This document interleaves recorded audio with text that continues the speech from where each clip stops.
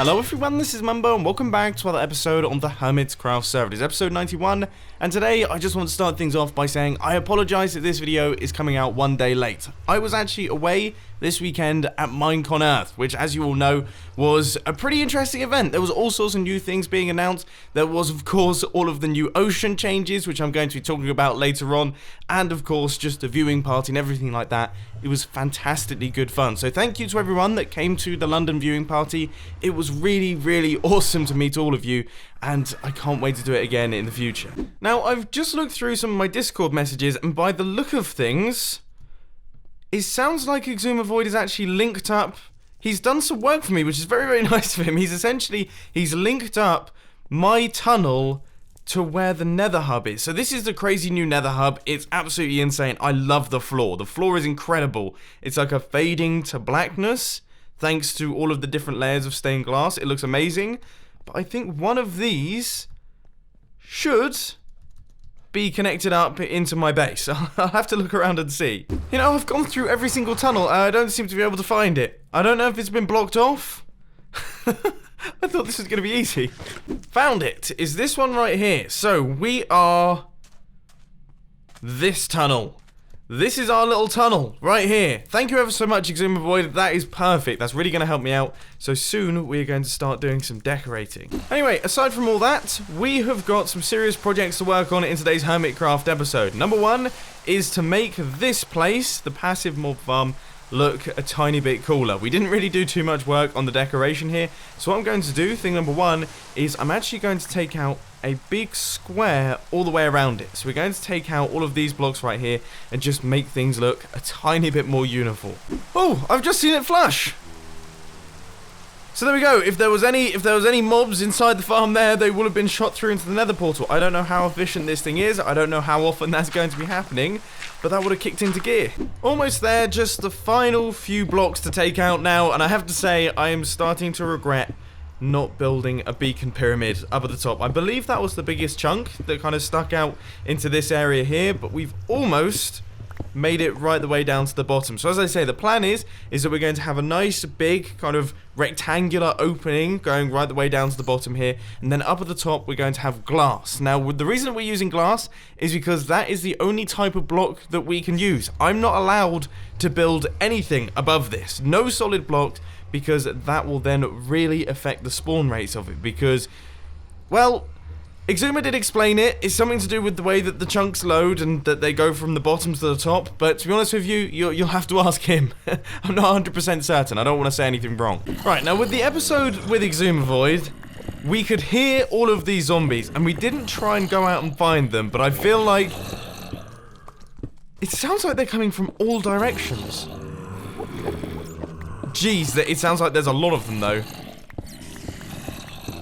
Where on earth are they? Ah, I think I found the situation. We have got ourselves a mob spawner. Okay, that kind of explains that one. Do I want to go in there? Ah, no. To be honest with you, the answer is no. For the time being, I'm just going to leave that be. Hopefully, I just don't load it too often, and we can just leave them there. They're not going to bother anyone. Everyone's happy. Here we go. Final stages now. We have almost made it right the way down to the bottom of all four sides. So this is what our square is looking like. Now I have to say it doesn't look like much, but when you don't have a haste 2 beacon, this definitely feels like quite a I mean, I feel sorry for the guys on the Evo server, Grian and that lot. They're playing in beta, they don't have any enchantments. Taking out something like this without any enchantments, I can't imagine how long that would take. I mean, seriously. Anyway, next up, we have got to get ourselves just a few different types of blocks. I'm trying to think how I actually want this place to look. For once we can actually go without prismarine, we could do something completely different. I'm going to pop down to the storage system and maybe come up with some ideas. In the end, I've decided to keep things simple. We have got a big stone brick wall, which has been peppered with these sea lanterns right here. And then I think on the corners, I'm probably going to go for stone slabs, predictably. I seem to be going through a bit of a grey streak lately with my builds. Obviously the Slabyrinth, that's very grey. I almost feel like I need to get back to my prismarine base over here so we can start getting some colours in. That being said though, it does look pretty cool. I mean, it's not going to win any awards, but it definitely serves the function, and I think that looks fairly nice. Gives you a real good idea of the depth as well. This thing is far down. It's way under y equals 4t. Hey! Oh my word! Look at that! We got some stuff spawning. No way! Look, there's pigs. We've got cows and pigs popping up down at the bottom right there. I literally just saw them appear. I wonder if this nether portal... No, that area was beach. Okay, but still, it's there. It's actually functioning. This is amazing. Not even kidding. This thing is kicking into gear. I am seeing sheep. I've got chickens. I've got cows. Everything is popping up. And I've just thought I don't have a killing mechanism. They're all going through into the nether. And then they're just staying there. We kind of need to sort that out. But aside from that, this thing is now all fully completed as well. There is the big tube that makes its way right the way down to the bottom. I have to say, it looked probably a little bit cooler when we didn't have all 4 walls on it, but still, it's alright, it's alright, it looks cool, and especially when you're flying from up above, you're like, what on earth is that thing? Whoa, that's a massive hole. That's kind of how it's gonna go. Anyway, I'm now going to pop through into the nether. Cross my fingers so that I don't completely destroy the server. I have no clue how many animals are going to be through here. Here we go. Things are a little bit choppy, but not too bad. Oh, it's hit the, has it hit the spawn limit? Oh my word.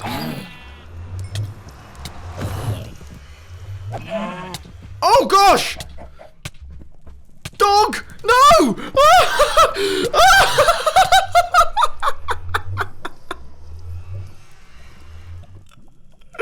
What do I do? That was not what I was expecting to happen in the slide. Of all the things that happen, a wolf had spawned. I tried to kill the zombie that was killing me. The wolf then decided that actually I had hit him when I was hitting the zombie, because of course that group attack thing where you basically take out a whole bunch of stuff, and then the wolf kills me. I'm not the guy that you're meant to be killing, man. What the heck? Oh, okay, we've got to go and get my stuff. I suppose some of it will be on the floor in the nether tunnel, and some of it is going to be in the floor in the passive mob farm. I don't know. That wolf is also still going to be there. I really don't know what to do. Oh, that's just what I needed. Oh my word, there's a ghast right outside. Thank goodness for this nether tunnel, otherwise I would have been completely destroyed. Thankfully, I managed to get everything back, and also in the process of killing the sheep in there, I managed to get one of these guys, a sheep head. So that's another one to add to the shulker box with all the things in it. There is a slight problem in that a lot of items have been pushed through into the nether by falling down, then being pushed in by the water. So I'm hoping, fingers crossed, I actually have all my valuable stuff. That's good. That's good. Sea lanterns. I think we should be all sorted. And now this area is all sorted as well. I've done some terraforming. I've removed the nether portal. I've removed all of the chests. I've removed all of the spikes with heads, which actually I think I want to keep some of these things. And I've placed glass on top of it. So you can see this is now one fully completed build. Time to do the nether side. Let's see if this would work. So our cow goes in. He does seem to take damage. It might not be the fastest thing in the world, but then eventually this cow will die from the magma, and then his items will make their way into the hoppers and into that chest. That's got to be a pretty good killing system. We can even put some trapdoors on the sides of the nether portal. That will make sure that the mobs will walk off the side and go straight into the water. I like to think this will function. There had to be something, didn't there? There had to be something that wouldn't work. And it's always the chicken as well. Oh, that's going to be a pain in the backside. Wow, this thing is fast. Like, there are more mobs down here. I need to try and work out a way to do this in a way that isn't going to kill me, because there are 2 wolves in here. But I feel like there is probably going to be lava down here somewhere. Not again! Oh, he went through into the nether portal. That really helped me out. So this is the setup that we've ended up with. I got rid of all the water and I got rid of all those systems and just kept things nice and simple. We've got 2 sets of magma on either side. We've got our mine carts traveling back and forth. Those are going to pick up the items from the dead animals. Those items are then going to make their way into this hopper at the end here, which we're then going to run across in this direction, and we're going to have a nice item elevator, which is going to take those items upwards towards where our nether tunnel is. Okay! Whoa, whoa, whoa, whoa. My idea of the item elevator was to mine upwards, completely forgetting that I'm in the nether, surrounded by lava lakes. Not my finest moment. We have definitely got to be smarter about this. This seems like a much smarter way of doing things. I do have to keep an eye out for ghasts, however. But yeah, just dropping sand down. Big thank you to Exuma Void for teaching me this tactic. It's probably going to save my life a few times. And go! Sand is falling. So far, not had any lava leakage. This is good. Wonderful, wonderful, wonderful. That is the spot, cleared out, ready for our item elevator. I love gravity. Oh, this can only be described as bad news. Oh, I've got a bow on me, but I've got no arrows. You know what I can do? I can just pop down here. I think I'm just going to pop down here for the time being. So now that we've got all of that finished, it's time to create a little storage system out the back of the nether portal. Originally, I was going to create a system which sends the items through into the overworld and then takes them through into the storage system out there, which, to be honest, would be quite a cool project, and maybe it's something that I'll take on in the future, but I think for the time being, this will do perfectly. This will do a perfectly good job. But of course, as we all know, to create storage systems, you need a whole bunch of wood, both for the hoppers and also for all of the chests that are going to be storing all of the items. Now, this system isn't going to be ridiculously massive. Maybe 16, maybe 20, maybe 30 double chests. I don't know how good my maths is, but still, that is a ton of wood. So this is what the system is currently looking like. As you can see, I've done all of the walls, I've done the quartz, I've added in all of the chests out the back as well. We've got 30 double chests in total, which I hope, crossing my fingers, is going to be more than enough for this. I mean, 30 double chests, yeah, that's a lot. That is a lot. If you think about how few mobs are probably actually going to be popping out of this thing, that's going to be more than enough storage. It's not going to be sorted or anything like that. It's literally just going to be dumping all of the items into those chests just as they come in. And now that we actually have a roof on this thing, it is starting to look just a tiny bit more complete. That looks really cool, actually. I'm really happy with this place. The only thing that I will say is that I think maybe I should surround these things with some prismarine. I think the fact that I can just see out into the lava lakes and things, I don't know, I don't think that looks particularly good. Also, do you reckon a ghast could shoot through there? Can ghasts see through gaps in between blocks? I'm fairly certain they can. I think they can see between slabs. So if they can see between slabs, then they might be able to see between chests. In which case, we definitely need to cover this place up. This is going to be mildly terrifying. Yeah, just ease my way across. Make sure there's no ghasts around. That would be bad news. And there we go, we've made it. Okay, so there is the bottom of the item elevator. That's going to come up, meet these hoppers, and then the items are going to be put into the chests. So we have it, one completed system, all fully hooked up into the item elevator, all fully covered up from behind with a roof, everything like that, ready to go. I wonder if...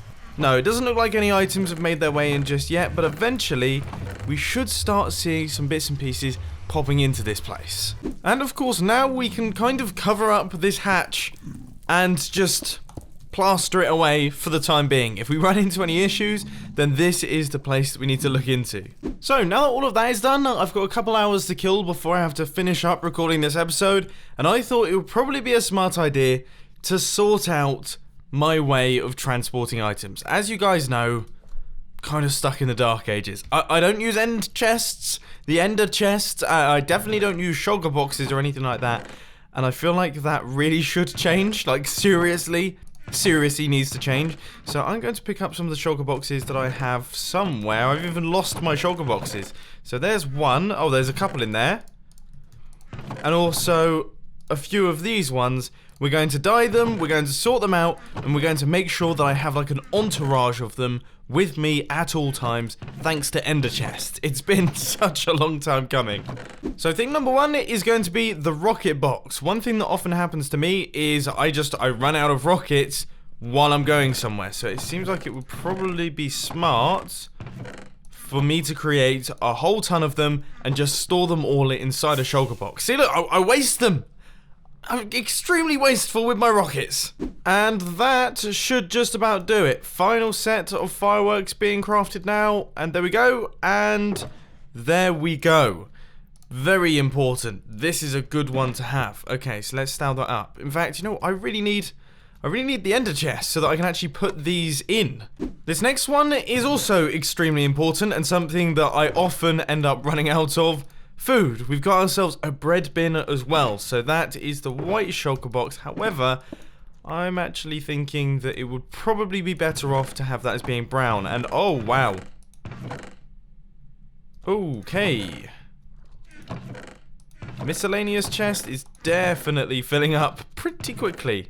Next, we need to create a shulker box for things that I really need a lot of the time, but often forget. For example, buckets. Buckets, things like flint and seals, things like hose that you can just chuck inside there. What else would there be? I mean, there's tons of things. I'm going to try my best to think of them. So this is what I've got so far. We have all of the buckets. We've got the flint and steel. We've got a beacon, books for enchanting, lapis for enchanting. We've got the sponges. We've got a lava bucket, 2 water buckets to make an infinite water source. We've got coal and furnaces. We've got a stack and a half of wooden oak blocks. We've got bones, anvils, bunch of hose. We've got iron blocks and also a handful of crafting benches.